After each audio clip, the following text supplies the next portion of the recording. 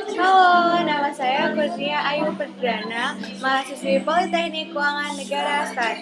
Di video ini, saya ingin sedikit berbagi ilmu yang telah saya peroleh selama kuliah 3 semester di Politeknik Keuangan Negara STAN. Video ini saya buat untuk memenuhi tugas yang diberikan oleh Pak Harisya Darmawan selaku dosen Lab Akuntansi Keuangan Menengah 1. Di video ini saya akan membahas 3 hal. Yang pertama depresiasi, yang kedua deflasi, dan yang ketiga amortisasi.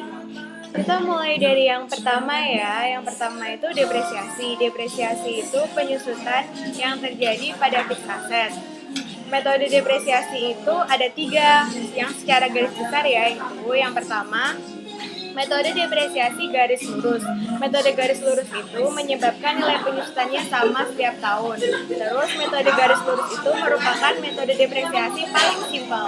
Rumusnya, harga perolehan dikurangi nilai sisa dibagi total estimasi manfaatnya. Yang kedua, metode yang berdasarkan aktivitas. Jadi, rumusnya itu total cost dikurangin residual value dibagi total estimasi jam dikali jam yang digunakan selama tahun berjalan. Terus yang ketiga itu kan ada namanya beban menurun. Ada 2 lagi metodenya. Yang pertama, double declining method alias 2 kali dari metode garis lurus. Yang kedua, metode sum of the year method. Jadi kita harus menjumlahkan jumlah angka tahun terlebih dahulu. Kemudian rumusnya itu menjadi angka tahun berjalan dibagi jumlah angka tahun dikali cost dikurangin residual value. Kita bahas yang kedua ya. Yang kedua itu deflasi. Deflasi itu penyusutan yang terjadi pada sumber daya alam yang tidak dapat diperbarui seperti hasil tambang. Ada 3 pengeluaran yang dijadikan dasar untuk sebagai depletion base. 3 pengeluaran itu dibagi karena 3 aktivitas. Yang pertama, pre-exploratory cost. Yang kedua, exploratory and evaluation cost. Nah, yang ketiga itu development cost. Yang pertama, pre-exploratory cost. Pre-exploratory cost itu biaya-biaya yang dikeluarkan perusahaan sebelum mendapat izin untuk menambang di suatu daerah. Yang kedua, exploratory and evaluation cost. Itu biaya-biaya yang diperoleh setelah perusahaan memperoleh izin untuk menambang di suatu daerah.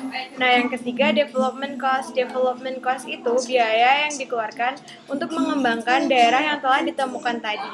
Kita kan udah bahas depresiasi sama deflasi kan. Nah, yang terakhir itu amortisasi. Amortisasi itu penyusutan yang terjadi pada aset tidak berwujud yang dimiliki oleh perusahaan. Aset tidak berwujud itu salah satu contohnya adalah hak paten. Amortisasi itu tidak mengenal metode selain metode garis lurus. Jadi kalau di amortisasi semuanya nilai penyusutannya sama setiap tahun. Dari tadi kita udah bahas depresiasi, deflasi, sama amortisasi kan. Tapi kita belum bahas jurnal. Gak lengkap kan rasanya. Jadi jurnalnya itu kalau depresiasi, depreciation expense pada accumulated depreciation. Kalau deflasi, jurnalnya inventory pada accumulated depletion. Nah, kalau amortisasi, kita tuh harus langsung nulis.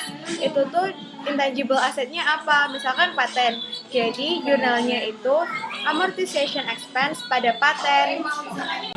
Kesan aku selama diajar oleh Pak Harisya itu menyenangkan. Soalnya Pak Haris itu ngebagi kita dari kelompok-kelompok kecil.